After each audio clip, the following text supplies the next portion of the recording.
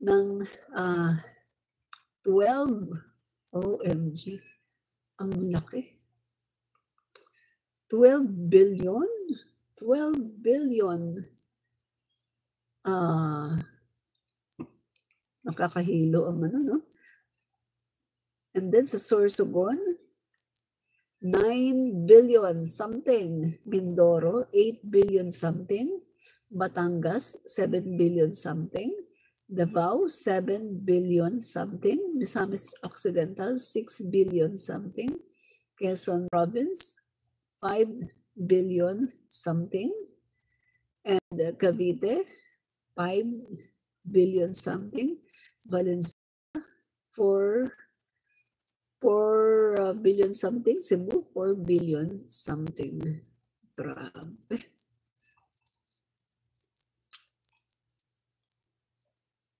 Ang laki ng insertion ni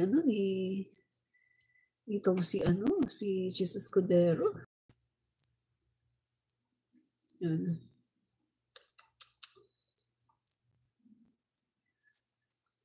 So Bulacan is also the home province of Senator Joel Villanueva, a close ally of Escudero, who is widely expected to reclaim his previous post as Senate Majority Leader when the 20th Congress opens in July 28. So Sorsogon, Escudero's home base, came next, 9.13 billion. Kay Villanueva, 12.08 billion. Kay Chis Escudero, 9.13 billion. Mindoro, 8.36 billion. Batangas, 7.32 billion. Davao, 7.21 billion. Misamis Occidental, 6.52 billion. So ito mga kaibigan para daw yan mga yan sa flood control. Flood control daw mga kaibigan. No? Yan po ang insertion na ginawa ni Chis Escudero. No? So, ganyan po mga kaibigan. Yan po si Chis Escudero. Habang ang House of the Representative ay tumutulong, si Chis Escudero naman ay nag-insert para busugin ang kanyang mga kaalyado. Lynn Tamori, maraming salamat Lynn Tamori sa palipad. Salamat po. No? So, yan mga kaibigan, no? Uulitin natin, no? Habang ang Kongreso ay tumutulong, naglalagay ng mga proyekto para mahihirap, katulad na lang ng AKAP, ng TUPAD, ang Senado naman ay silently, tahimik na nag-insert ng mga bilyones para sa mga flood daw. Sabi na nung isang, nakalimutan ko kung sino to yung nagsalita noon, mga kaibigan, napanood ko sa radyo, no? Yung flood control na yan, sinasabi nila na ito gagawin daw project, yan daw ang madalas na napupunta sa bulsa. Hindi natin sinasabing yung mga pera na yan na napakalaki na 150 billion plus ay pinunta lang sa bulsa nila. Pero ito po, ayon po doon sa sinabi ng isang napanood natin, no, sa online, mga kaibigan, no, sa internet, sa social media, na yan daw, mga kaibigan, mga flood control daw na yan daw ang madalas na napupunta sa bulsa. Kaya nga daw mga kaibigan, magtataka ka, ang daming flood control na nilalaan na budget, pero yung flood hindi naman nawawala. So make sense mga kaibigan? Napapaisip ako, oo nga, ang lalaki ng mga flood control budget na sinasabi. Pero yung flood hindi naman nawawala.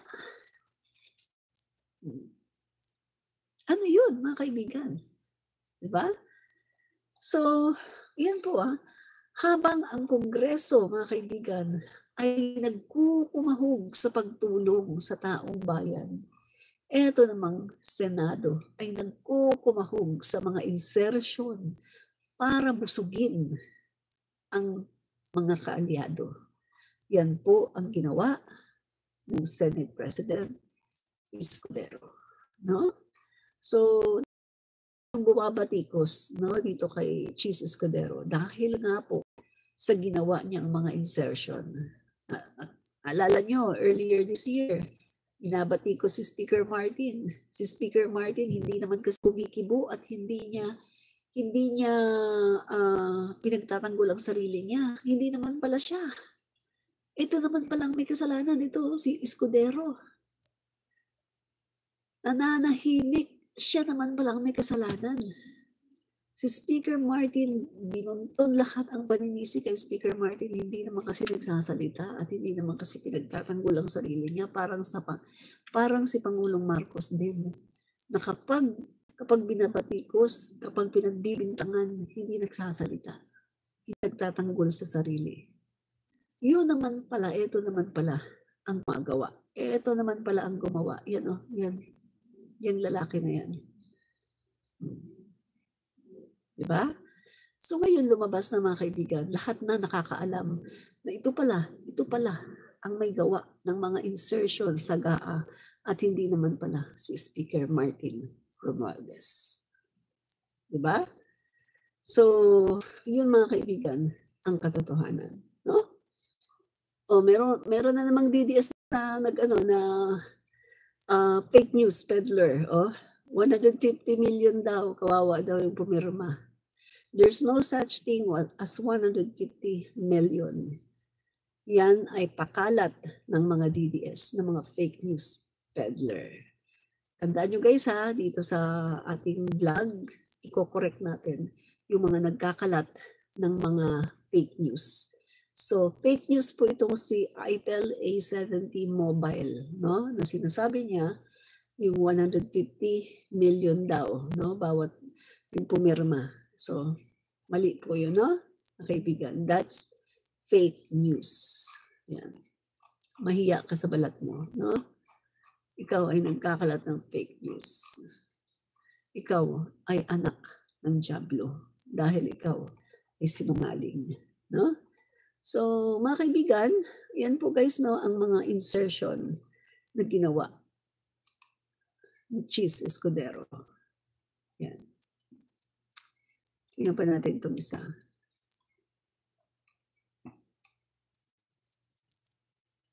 Yan, ito.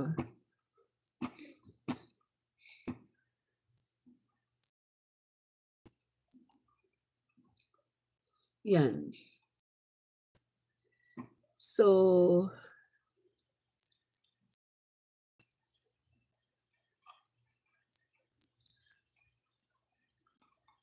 sabi po ni Soto, Escudero's alleged budget insertions should be probed.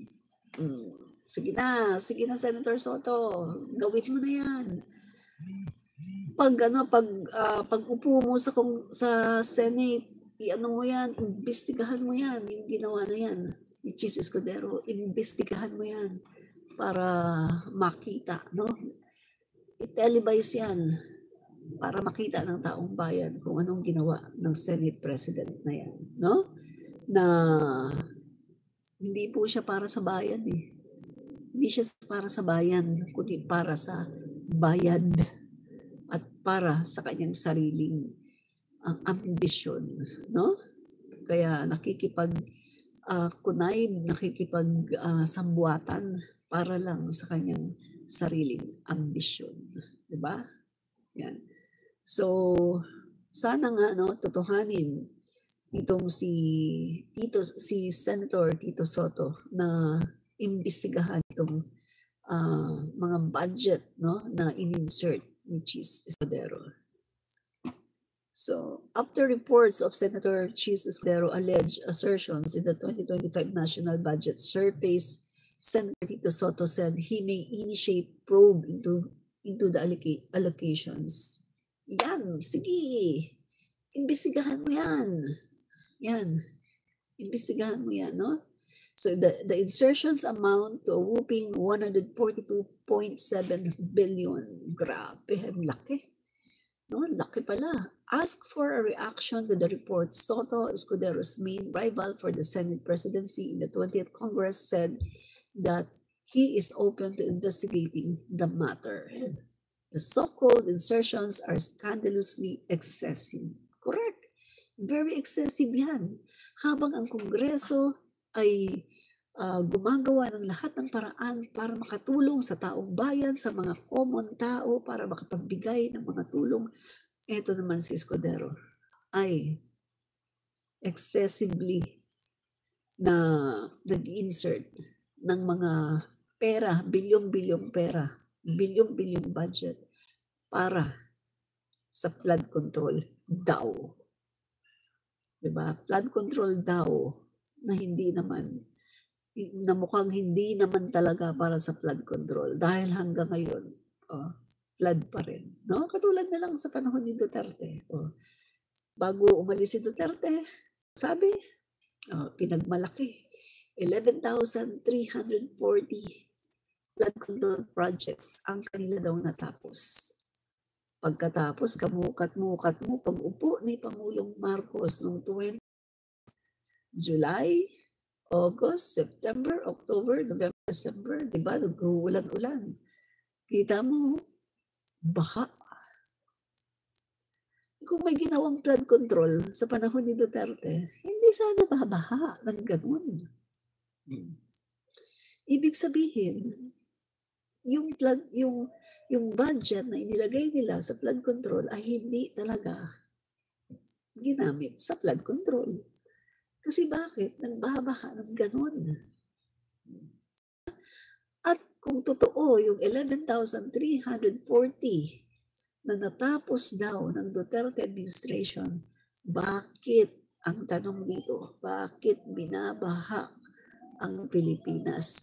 2022 pa lang, pagpasok pa lang ng Pangulo, binabaha na. Di ba dapat hindi babahain? Kung totoo na natapos ni Duterte ang 11,340 flood control projects. Diba? Yan ang katotohanan. Diba? That's the truth and nothing but the truth. Okay? Yan yun, yung ginawa, Escudero's reported budget insertions are not the only controversy surrounding the 2025, no?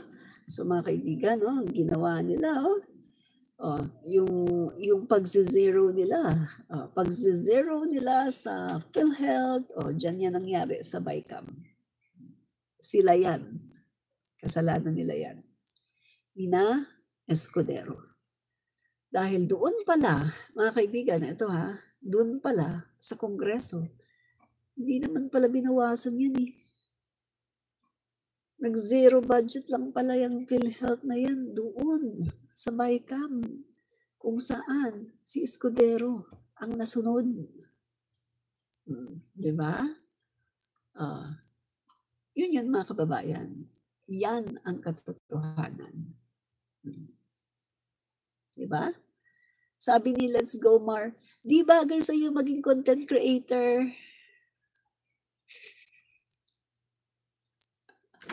Kailangan pa bang bagayan ng pagiging content creator? Bugok.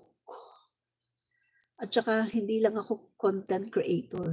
Ako ay isang commentarista at radio broadcaster. Commentarista, radio broadcaster. Saan? Sa Radyo Pilipinas. Di ba? So ikaw, inggit ka kasi hindi mo kaya ang ginagawa ko. Nandito ka, nanonood ka sa akin.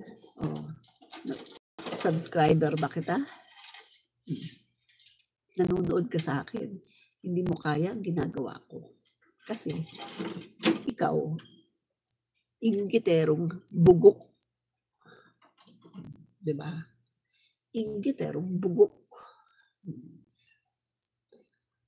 Yun ang totoo. Okay. So, yan guys makikita natin ang Kongreso ang Tingog Party List, nagbibigay ng tulong, nagbibigay ng ayuda, nagawa ng mga programa ng gobyerno na makakatulong. Samantalang ang Senado sa pamumuno ni Chis Escudero, nagdadagdag lang ng 142 billion insertion sa budget na hindi natin alam kung paano ginamit, kung saan, at kung ano ang nangyari. Diba? So, nakakalungkot. Yung ating mga senador, ganito na sila ngayon. Nakakalungkot na ang taong bayan, maraming nahihirapan, pero maraming nagnanakaw. Nakakalungkot, di ba? Kaya itong gagawin ni Senator Tito Soto, maganda yan. Mag-initiate siya ng investigasyon diyan sa mga insertion na yan ni Chis Escudero. Maganda yan, mga kaibigan. Alam niyo kung bakit gusto ko si Senator Tito Soto na maging Senate President? Kasi si Senator Tito Soto, public service talaga siya. At mind you, hindi niya tatanggapin ang kanyang sweldo. Ang sweldo niya ay itutulong lang niya sa taong bayan. Hindi siya tatanggap ng sweldo para lang ito pantulong sa taong bayan. Talagang ano siya, public servant. Kaya ako mas gusto ko si Tito Soto ang maging Senate President. Diba? Yan. So, walang alam siya, oh. Walang alam mo. Ano daw ang nagawa ni Tito Soto? Halatang walang alam. Bugok. DDS ka, no? Funny you. DDS ka, no? Halata eh. Kasi bugok ka eh. Kasi hindi mo alam eh. Nagtatanong ka anong nagawa. Bugok ka, bugok.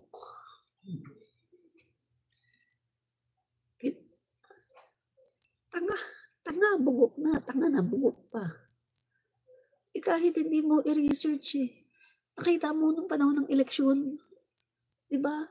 Nung panahon ng eleksyon, pinagsisigawan niya yan yung mga nagawa niyang bill. Yung mga naipasa niyang bill. Yung mga nagawa niya, pinagsisigawan niya. Tapos hindi mo pa rin alam kung nagawa ni Tito Soto. Bugok. DDS ka nga talaga kasi bugok ka. Diba? So, dito na tayo. Habang tumutulong si Speaker Martin Romualdez para sa mga binabahang Pilipino, mga kaibigan, at mabilis no, ang pagko-coordinate no, sa mga LGU para maipamigay ang AKAP at ang iba pang mga tulong, mga kaibigan, no, ang Kongreso, mga kaibigan, ay may puso para sa mamamayang Pilipino. Samantala, ang 420 million na ayuda, merong tig 10 milyon